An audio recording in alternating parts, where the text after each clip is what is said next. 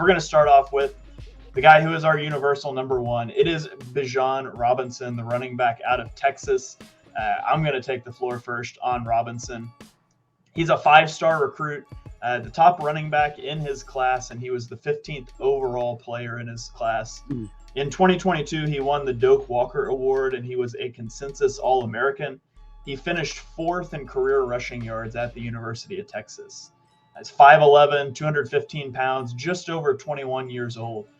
He ran a 4.48 40 at the combine, had a 9.81 relative athletic score, which, if you're unfamiliar with relative athletic scores, I will reference those at every position show the rest of the way. So let me just pause and tell you what that is. You can go check it out online. Just Google relative athletic score. I don't remember the link, but there's a guy on Twitter at MathBomb. He basically takes all the combine data and he standardizes this into a 0 to 10 scale by position. It takes into account all the drills, their size, everything. And so, for example, a 240-pound guy running a 4.4 40 is much more impressive than a 190-pound guy running a 4.4 40. And so 10 would be the most athletic player at that position ever. 0 would be terrible. 5 is basically an average athlete. And so he's a 9.81 on that scale. Blow off the charts athleticism. In 2022, he had 1,580 yards, 6.1 yards per carry, 18 touchdowns. He also had 19 receptions for 314 yards and 2 receiving touchdowns. He hit 100 yards in 9 of his final 10 games, and he led the country with 104 missed tackles forced. His 39% forced missed tackle rate per PFF is tied for the best in a season since 2014. So he's legit. You talk about his strengths. He has elite balance and body control. But we'll let Mark lead us off on Jahmyr Gibbs. It's so funny because when me and Dibes were doing draft content last year, I was in love with Zach Charbonnet. Yeah, you were. Decided to go back to UCLA. And I thought, next year I'll be all in on Charbonnet again. And I am. I love Charbonnet. And I was joking off air that I think I'm going to have Charbonnet the highest on our overall ranks. I don't think you guys are going to have Charbonnet in your top 30, even if you have him higher than me in our running back ranks. So maybe I'm just going crazy for running backs this year. But I love Jahmyr Gibbs. I've had a tweet that people are clowning me on. Some people are clowning me. Some people are agreeing with me. I think there's a chance that Jahmyr Gibbs turns into Alvin Kamara and makes it that we look back and say, man, how did Bijan Robinson not turn out to be the best running back in his own class? Because I think that's how dynamic Jahmyr Gibbs has the potential to be. And there is something to be said for a guy who doesn't have a lot of tread on the tires in Gibbs in terms of his carries. He was a 2-year producer at Georgia Tech, transferred to Alabama, then had his best year jumping competition. We talked about this with an O-lineman. I can't quite remember which one it was. I think it was Osiris Torrance, actually. But Jahmyr Gibbs went from Georgia Tech to Florida. Obviously not quite as different from going to UL Lafayette to Florida from that level of play. But the ACC and playing at Georgia Tech, a 2-win program, it's a little bit different when you jump up to go to Alabama and you play in some big games against some big opponents. And Jahmyr Gibbs had his best year at Alabama, 926 yards, 6.1 yards per carry, 7 touchdowns, 82.6 PFF grade. He did have a higher PFF grade the year before at Georgia Tech, 5'11", 200. I think he looks all the part of being a potential 3-down back to me with his blocking ability, with his receiving ability. It's going to come down to, how good of a receiver is he? All right, well, let's pivot then, Dives, to your number 2 and my number 2. He's number 3 for Mark. It's Zach Charbonnet, the running back out of UCLA. Dives, why don't you lead us off on Charbonnet? All right, so this is one of my guys, Mark, as we like to say. Zach Charbonnet, I like to call him the anti-Miles Sanders. I have a ton of positives for Zach Charbonnet. 6'1", 220 pounds, easily checks off a lot of the size boxes. He's a guy who can move the chains. He had 145 rushing first downs and touchdowns since 2021. That is the best mark of all Power 5 schools per PFF. He's a north to south style of running back, a power rusher who can break tackles, drive piles. He had 26 runs of 15 yards or more in 2022. I think this guy's combination of power and bruising style is just elite. which really attracts me as an Eagles fan, just dreaming of this guy behind Jalen Hurts in those RPOs, in those short yardage situations. He's unlike Jahmyr Gibbs. He's really solid at picking up blocks. He has a strong lower body that I think will translate well in the NFL. He has excellent ball security. He just 2 fumbles over 702 attempts. Add in his ability as a pass catcher, man. He's a reliable safety valve for quarterbacks in the passing game. Only 5 drops and 74 catches. So concern-wise, he's not an elite athlete. There's no doubt about that. He doesn't have elite top-end speed like a Jahmyr Gibbs. But I just see this guy as just a no-nonsense throwback running back who wastes just little time charging ahead and wearing down defenses between the tackles. Mark, I've got him as a round 1 talent. I don't think he's going to be drafted in round 1, but for me, he's a round 1 guy. Yeah, I think he's. Oh, my bad. Oh, go ahead, Mark. I think he's safer than Gibbs. It starts to get interesting here at number 4. There's a pretty clear number 1. There's a pretty clear 2 and 3, and then we're all over the place the rest of the way. So we'll throw to our number 4s here. At number 4, I have Tank Bigsby, who is Mark's number 7 and is not on Dibe's big board. So let's talk about Bigsby first. He's from Auburn. I'll lead the way on him. He's a 4-star recruit with a track background. He was a long jumper and a sprinter in high school. He was the SEC Freshman of the Year in 2022. He's 5'11", 210 pounds, 21 and a half years old. He ran a 4.58 40 with a 1.54 10-yard split. So the 10-yard split's pretty good. The 40 is a little slow.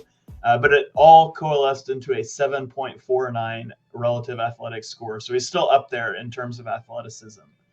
In 2022, he rushed for 970 yards on 5.4 yards per carry with 10 touchdowns, had 30 receptions for 180 yards.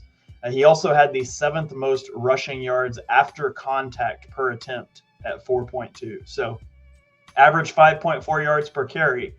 4.2 of those were after contact on average. I mean, as you would expect, isn't this just a great name, Tank, for a running back? Like, it's a perfect running back name, and it's his style, right? He's a north-south runner. He runs hard. He almost always falls forward, and he's just powerful. But he can cut well. He makes defenders miss. He's got some agility there. And, I had this written down before the combine that he's got average speed, but he hits his top speed fast. That's exactly what his 40 and his 10-yard splits tell me. Backs up what I was seeing there. As far as weaknesses go for him, he wasn't given opportunities in the passing game. So a lot of times we put on a prospect that they just can't do it. And I don't know if that's true. So, Dibes, let's throw it to your number 4 here. That is Taijae Spears. I have him at 5. Mark has him at 5. So we're all pretty close on him, but you got him a little higher at number 4. So tell us what you like about him. Taijae Spears. All right. So this is a guy who has dominated the draft process these last couple of months, like whether it was running the ball, catching the ball. I mean, this was my winner of the Senior Bowl. He looked dynamic against defenders in 1v1s. There are times during the Senior Bowl where you're watching it and like this guy was clearly the fastest guy on the football field. And he stood out in pass protection drills. That's really important. That bodes well for a guy to get immediate playing time as a rookie at the next level. Then you get to the combine. He had the second best vertical leap right after Chase Brown. His lateral agility and movement skills are second to none, man. He's had some injury issues early on in his career, but he came back in a big way in 2022. He had over 1,500 yards, 19 touchdowns. He has a nose for the end zone. He's reached pay dirt 34 times in his college career. He didn't run the 40-yard dash at the combine, but if you just watch the tape, man, the guy is just electric. And I think that paired with his ridiculous upside with his route running and hands, he's just got a ton of upside that you have to love. I think he needs to gain a little muscle at the next level, but once he does, watch out, because I think Taijae Spears is just electric with the football, man. I love this guy. And I would the value you could get for a Taijae Spears on a late day 2, day 3 area is immensely valuable for the Philadelphia Eagles. This guy is another one of my guys in this draft. Okay, and then let's flip it over to Mark's number 4, which is Devon Achane. Dibes has him at 5. I've got him at 6, so we've all got him ranked here. Mark, tell us what you like about him. We all mentioned that there's a clear top 3. I personally think there's a very clear top 4. I think Achane is pretty far removed from the rest of the players on my list. He'll be a day 3 or day 2 prospect for me. I don't know if 5 through 8 will make my top 101 to be a day 2 guy for me. But Achane, I think a lot of the reason that I'm high on Achane comes from watching the dreck that Jimbo Fisher trotted out at quarterback over the last 2 years for Texas A&M, and watching Jimbo Fisher try to run a 1995 offense in 2022 and 2021 when you have an electric factory in your backfield in Devon Achane. And it truly felt like the only way that Texas A&M was ever able to make anything happen whatsoever over the last 2 years was when Devon Achane would make something happen for himself. And you go back all the way to 2020, all the way to a time that he had a competent quarterback, all the way to a time where Texas A&M had a competent offense, and he had very limited carries, but he was 8.5 yards per carry with 4 touchdowns, 364 yards. He had a 92 PFF grade that year. His PFF grade descended each year to 90.3 in 2021 and 82.4 in 2022. But 5.6 yards per carry and 6.8 yards per carry over the last 2 years, when the defense knows your offense has nothing else to be concerned about at all. I think that really colors how you have to watch the Devon Achane tape. I know that the size is concerning on if you can ever make him a full-time part of your offense and if he's going to be a gadget guy. But I think with his speed, I think you'd be foolish to not want to get him on the field as much as possible if you draft him. We will throw it here to Mark to talk about his number 6 guy, Kendre Miller, who is not on Minor Dives board. So Mark, the floor is all yours on this one. I think a lot of people watched TCU all year and walked away being like, oh, Max Duggan, tough kid. And he ended up getting whatever, Davey O'Brien trophy. And he was embarrassingly bad at the combine. Even though I mentioned it was a day 3. I want that stricken from the record from our quarterback podcast that I mentioned it was a day 3. He did run like a 4.5. But the idea was there. And obviously, a lot of people wanted to talk about Quentin Johnston and Steve Avila is even like an O-line prospect there from TCU. But the guy who always jumped out when I was watching TCU all year long was Kendre Miller.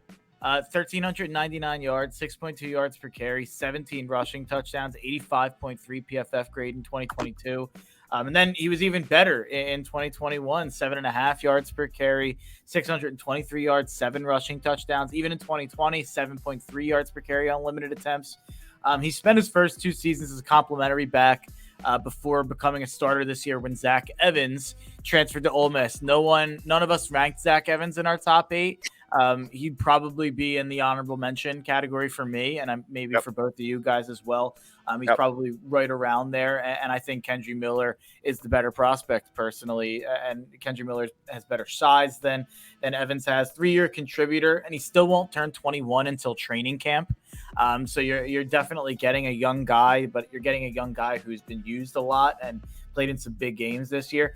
Not a huge receiving threat, but not allergic to it. 28 catches on 34 targets. If he can expand on that, he's got the size and the running and the pass protection ability, I think, to potentially be a guy who can play a lot for you. Dibes, your number 6 is Chase Brown out of Illinois. He's number 8 on my list. Why don't you take the floor for him? Yeah, Chase Brown out of Illinois, arguably the biggest winner at the combine this year from the running back group. He had a 40-yard dash of 4.43. That was 5th best. A vertical jump of 40 inches, the best mark in the class. He's a thick runner at 5'9", 215 pounds, built like a Mack truck. Definitely has the upside of maybe handling a load in the NFL, being an RB1. You look at this guy, he racked up 734 touches on offense during his career at Western Michigan with the Illini. So he does have a lot of tread on his tires. He's a very good athlete. Number 33 freak on the Feldman's list last summer. just shined in Indianapolis. I think he's a smooth runner. I think he's excellent at changing speeds. He runs with a lot of patience and vision. Negative-wise, ball security is a major issue when it comes to Chase Brown. He put the ball on the ground 5 times last year. But I like this guy. I think he's well-rounded. I think he's solid in pass protection. I've got a day 3 grade on Chase Brown. I don't think he sneaks up into day 2 despite his performance at the combine, but I like him a lot, especially for the Eagles. See, I actually had him down as a poor pass protector. I thought he kind of struggled in pass protection.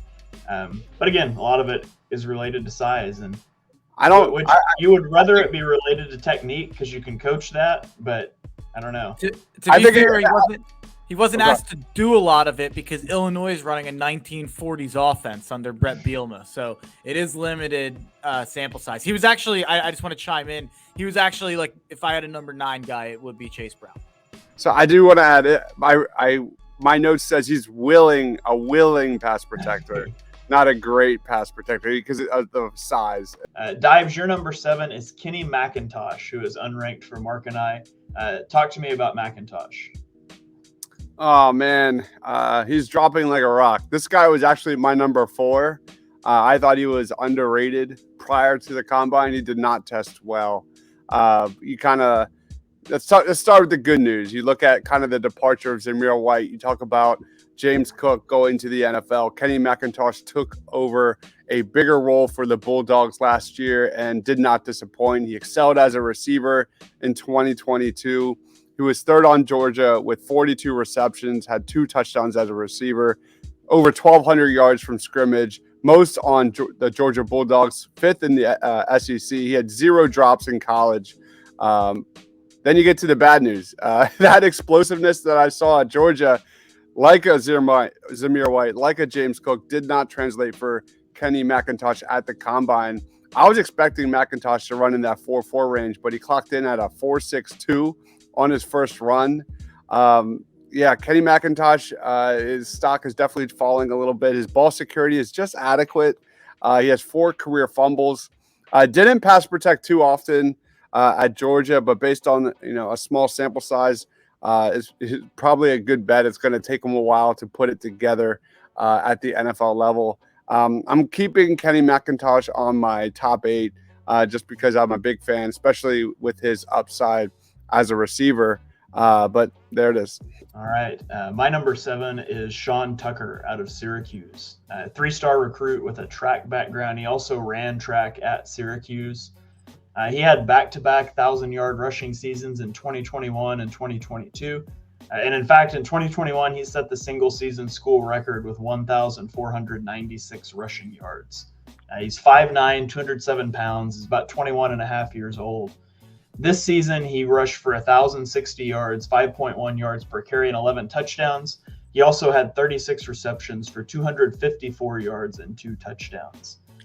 He's another track guy. I mean, he hits his top speed fast. He possesses breakaway speed. Now, he didn't run at the combine, so we don't have those numbers, but he's explosive and he's light on his feet. He's hard to square up for defenders, and he's got great ball security. He almost never puts the ball on the turf.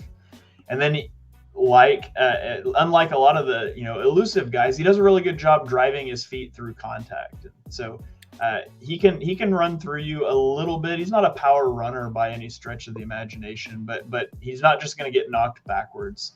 But he's a bad pass blocker, very bad pass blocker. He's inconsistent as a receiver, especially just with catching. He had 73 passes thrown to him in his career. He dropped 10 of them. So that's not ideal. He's not a guy that you're going to trust his hands. And he can be indecisive at the line of scrimmage at times. That I wouldn't say he's got great vision. Sometimes he struggles to see where the hole is and to decide where to go. And so, I mean, I think he could fit in any scheme. You're not going to want to throw him the ball a lot. But there's some concerns. There's some red flags there, especially in terms of his hands and just his indecisiveness behind the line. Shane, are you aware of Sean Tucker's Twitter account? No, I'm not. He's one of the best Twitter follows of all time. Okay. Anyway, let's roll on to the number 8s here. I've already done my 8. It was Chase Brown. Mark and Dives, you have the same guy at number 8, Roschon Johnson. Mark, why don't you lead us off on Johnson? Roschon Johnson probably would have been a bell cow almost any other school in the country, but he happened to play at Texas, which our universal number one, Bijan Robinson, also played at. He had only 80, 94, and 95 attempts over each of the last 3 years. So such a limited sample size, but you don't have to be worried about any tread on the tires. I mean, this guy's legs are as fresh as they come when you're talking about running backs that you can draft. 5.6 yards per carry over 3 years, averaged at an 82 PFF grade. Really limited reps as a receiver, but was pretty good when asked. Looked really good in the receiving drill at the combine. Maybe the best of the day in the receiving drill at the combine. He was really, really impressive. If he's as good of a receiver as he appeared at the combine, I have him too low here at number 8, to be quite honest. There's a clip against Oklahoma State where he shuts down their best pass rusher, who I guess had like 11 and a half sacks. I've seen a lot of clips that display his excellent ability to pass protect. It seems like he actually might be a better pass protector than Bijan was. It seems like they opted to bring him in certain situations so he could pass protect. Jacob Sanderson on Twitter had a really good comp based on RAS and based on size and traits. It appears to be a literal carbon copy of Chris Carson, the running back for the Seattle Seahawks. All of the metrics, all of the stuff I think they're the exact same height and weight.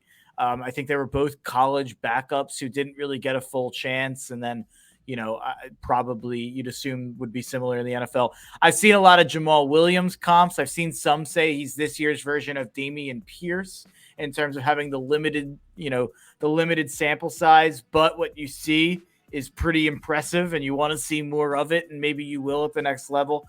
I think this is a guy we've been talking about. This guy makes sense for the Eagles. This guy doesn't make sense for the Eagles.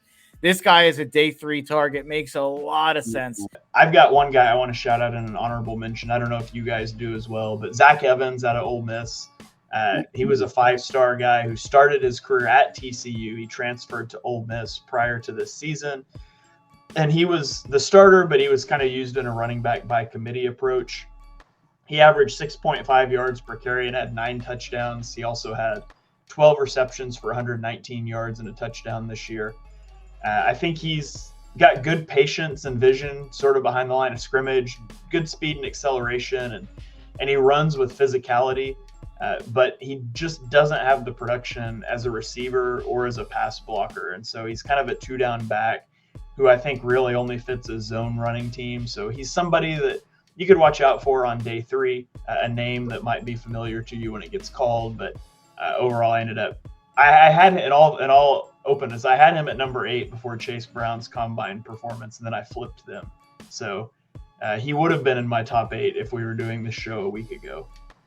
So do either of you have anybody that just missed the cut for you that you didn't get to talk about that you want to throw out there? I'll cede my time to Dives because we talked about Zach Evans. You just talked about him there. I mentioned him in my Kendre Miller breakdown. We touched on Chase Brown, and we also touched on Kenny McIntosh. Those would be my 9, 10, and 11 guys. So we touched on all 3 of those. So Dives, you're the king of day 3. So I'll turn it over to you. Just a quick note on Zach Evans, who I like a lot. He kind of played second fiddle to Jackson, or what was his name? Quinshawn Judkins. Is that how it is, Mark? Yeah. We're going to be talking about that guy for a long time because I believe he was a freshman and breaking a ton of records. You talk about, you go back to our rankings there with Rashawn, he was kind of like the Darnell Washington of the tight end position playing behind Brock Bowers. But yeah, I want to talk about quickly Dwayne McBride out of UAB, just a super elusive running back, let me emphasize running back because he gives you absolutely nothing when it comes to being a receiver. Finished his career at UAB with a 36% forced missed tackle rate.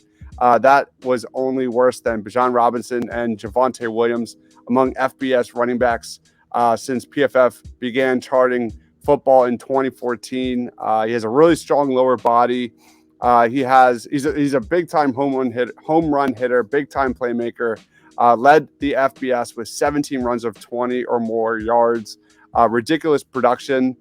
since his true freshman season, including an absurd 7.2 yards per carry for his career.